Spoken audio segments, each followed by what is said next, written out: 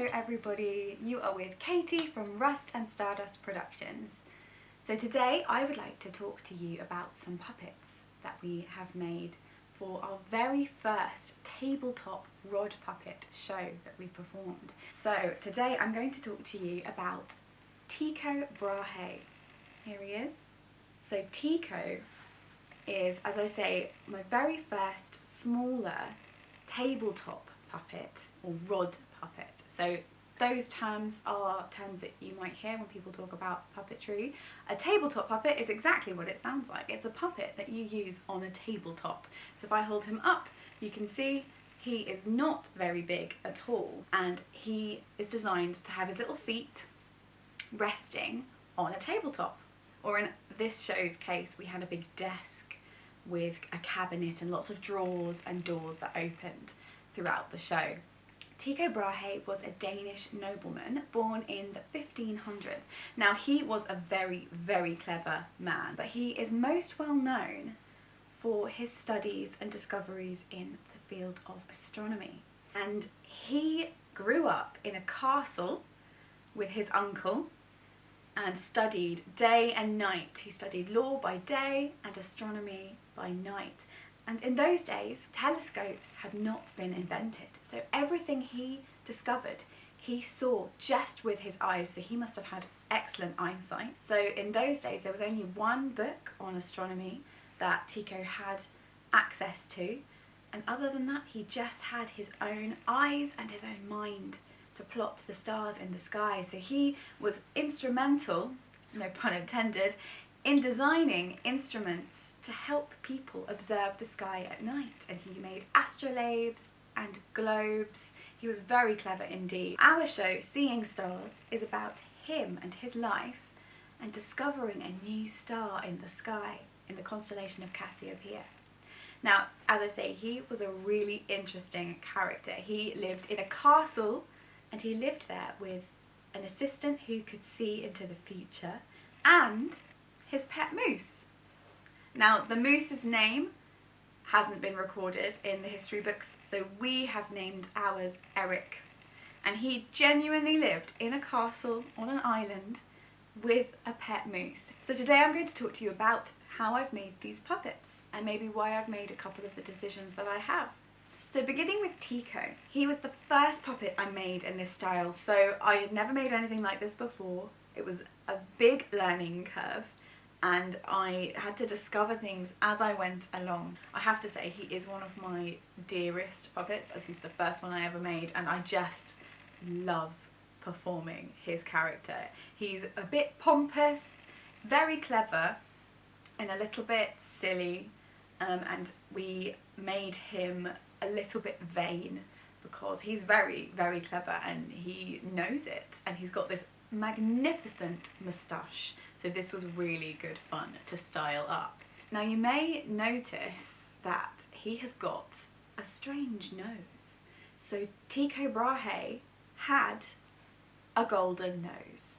If you look at his portraits, in some of them, you can see this depicted. So he was very clever, and he thought himself the cleverest at maths, and he got into a fight with another student and lost the fight very badly indeed. The other student, Mandarup Parsberg, actually chopped off his nose in this fight. So Tycho lost his nose due to his vanity, which isn't good. But he was very clever and had a gold one made that he could wear for special occasions. So I have actually painted Tycho's face with a lovely golden nose, and if you look really carefully you can see it's actually very shiny and sparkly. I've used golden nail varnish because nail varnish is really durable, really hard wearing, and it also has a lovely sparkly golden sheen as well, so it's perfect for this use. For his head I have used a wooden egg that you can get from craft shops, and then what I've done is I've taken this special clay called Super Sculpey, and this comes in lots of different colours, and what you do is you sculpt this, and in this case I've sculpted it around the wooden egg, and I've given him eyes out of just beads, and I've sculpted his nose and his mouth, and then you bake it in the oven so it goes hard. So it's perfect. Now, this was the first one I ever made. I had not done sculpting like this before with this medium, and let's just say I didn't find it very easy at all at this stage. Now, I could make faces in my sleep, but when I was making Tycho, the pressure was on, deadline was looming, we needed to get this show literally on the road, and I couldn't get his face to look very good. And what happened was it shrank slightly in the oven when I baked it, so when I fitted it onto the wooden egg, it cracked. And if you look carefully, you can see there's a little crack just along the weaker points around his eye. I'm not gonna lie, I was very upset, but it doesn't show up on stage. I have given him a little bit of paint around his eyes, and obviously he's got his nose and his facial hair, which I've just used wool, which is roving wool that you can shape really nicely, and I've stuck it over the back of the head, and so the crack doesn't really show. And I could have remade his head after the first set of performances, but there's something about remaking bits of puppets that can be quite hard sometimes. I'm very attached to this particular puppet, and if I remade his face, it may sound completely crazy and lots of you might think, what is this woman talking about? But if I was to remake his face, I would feel like he was a different puppet, and so I haven't ever done that. So mad puppet lady in the house, I love this puppet and I don't want to remake his face unless I absolutely have to. You may notice I'm holding him at the back with a hook. Now this is just a normal hook that you buy in a DIY store. I have literally just screwed this into the back of the wooden egg, and then I can hook my finger through it and hold him up on stage. So this is a cardboard tube from, I think it was like some foil, and I just cut a little bit off and put it under his chin, and it just gave him a little bit more support so his head wasn't all over the place. So even if I don't hold that hook at the back, he does wobble a bit, but he doesn't sort of loll all over the place. So that just helped add a little bit of stability around there. Puppets I've made since, I have not used this technique. I've used foam instead because it's got more of a squidge and it looks less like a tube. But because he's got a ruff on, which was the fashion of the day, it didn't matter for this puppet that his neck was quite solid. Then his body. So this whole puppet has got a wooden skeleton. So I've just cut a scrap of wood into a torso shape, and then I've cut lengths of doweling into arms and legs.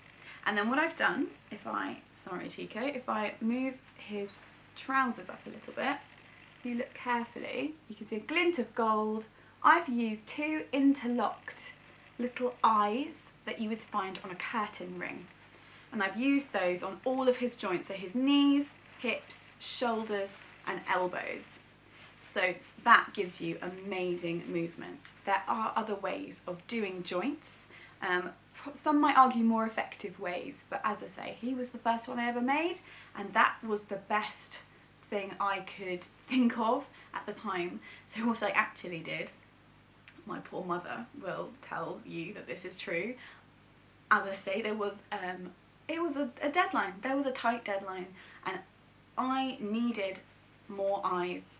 I had to make a moose, and there were other characters in the show as well. I did not have enough eyes, so I went around my mother's house and I took all of the eyes out of her curtain rings and used them in my puppets. So the eyes that I've just shown you, they are from my poor mother's curtains.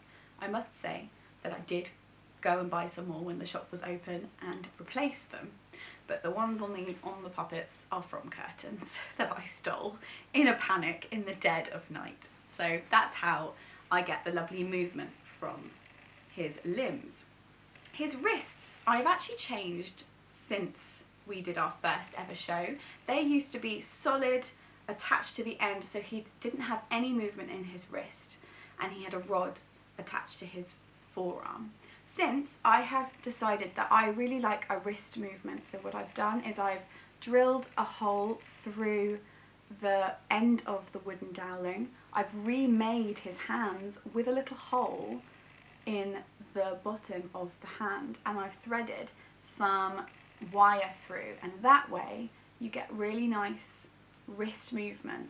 And he hasn't actually got his rods on because he's just been in an exhibition in Tunbridge Wells, but there's a little hole in his hand for me to attach a rod, so a stick, to the centre of his hand that the puppeteer then holds without having to cover up his hand like I am now, and that way you can get him to do beautiful movements without having to cover up anything, because he's quite small.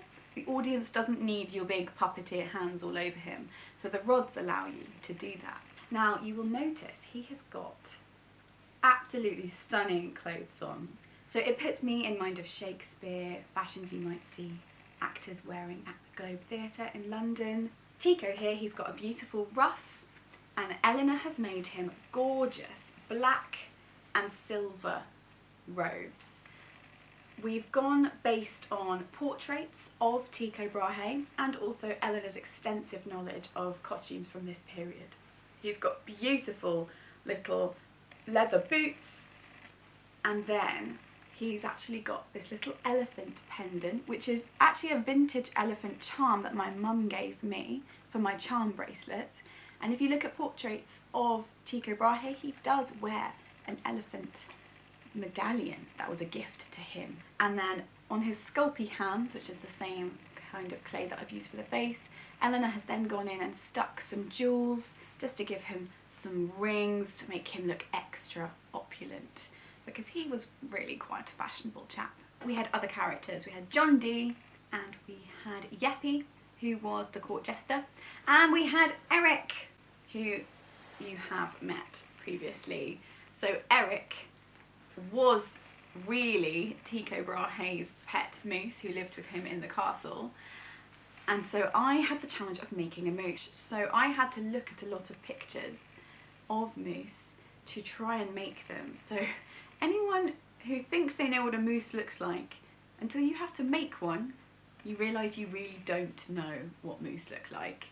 So I will admit I had to spend a lot of time researching what moose bottoms look like, because most pictures of moose you see the front of them.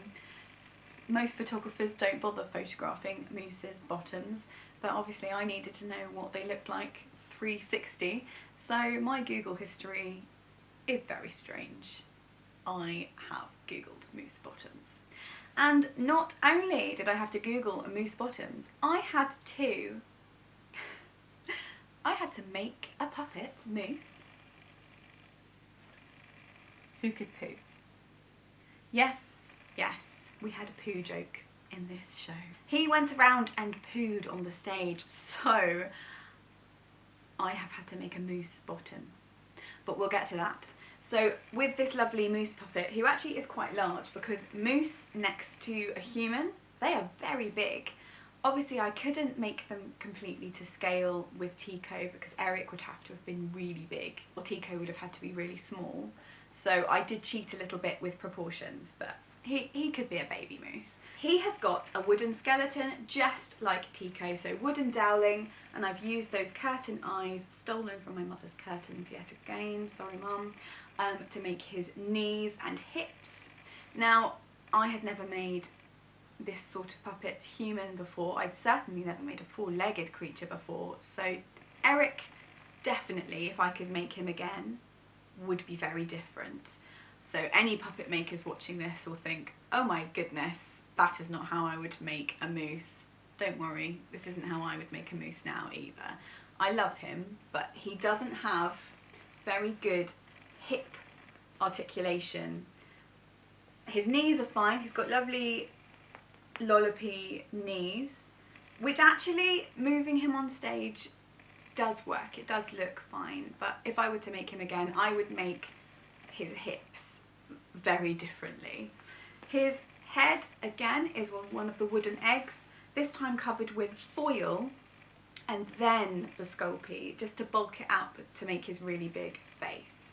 And then he's got the articulated neck using those eyes. Now he does have a hook on the back of his head, but actually when I found that when I was puppeteering him, I actually just found it easier to put my fingers under his chin and move his head that way, I found that the hook didn't give me the movement I wanted. If I was to make him again, perhaps I'd put a hook underneath his chin, or I would just allow a lot more movement, so I wouldn't necessarily even join the fabric to the head as I have done here. I would have just left a gap. That is absolutely fine with puppetry. People don't mind if there's a gap because they understand that it's a puppet and their belief is suspended enough that they don't see that. So that's nothing to worry about. Then I've covered him in just a scrap of brown, sort of suede-y textured material, and I've just gone over with a dry brush with gold actually, because it picks up really nicely on stage under the lights. His antlers are just paper mache wire to get these lovely big antlers. He did have clay ears, which is hard to see, but 2 minutes before curtain was to go up, one of the ears, no one touched it, it literally just fell off. So we did an emergency glue situation there, but then I just remade them out of fabric, because anything sticking out in clay, even if it's got wire underneath, which these did have, they're still quite brittle, so fabric was better for that. Now, to get to his bottom, as I mentioned, this moose had to have an active bottom, and what I did was I took an old corset that I had in my dressing up box, and I took the plastic boning out of one of the bits at the back that didn't really matter, and if you've ever had a little coin purse that you pinch and it opens, that's the mechanism I've used. So I've used, sorry everybody, I've used 2 bits of boning and I've covered them in this sort of faux leather that I had that was brown, and then it's really, really vile, I'm sorry everybody, then the puppeteer just has to pinch it and and out comes the poo, which is just some brown Fimo clay. So very classy, you just pinch his little bottom and he poos. And the children loved it, and I think lots of the grown-ups did too. No matter how old and mature you think you are, a moose pooing on stage is always going to be funny. And on that note, I'm going to go. So I hope you've enjoyed meeting 2 of my favourite puppets. I love these guys. They are the first I've made, and I would make lots of changes if I had to make them again, but I think there's something really charming about them, even though they're not perfect. Tycho is a delightful character to play and hopefully watch. We look forward to seeing you soon for more crafts and puppet chats. But for now, stay safe, keep yourselves busy, be kind, and we'll see you soon. Bye!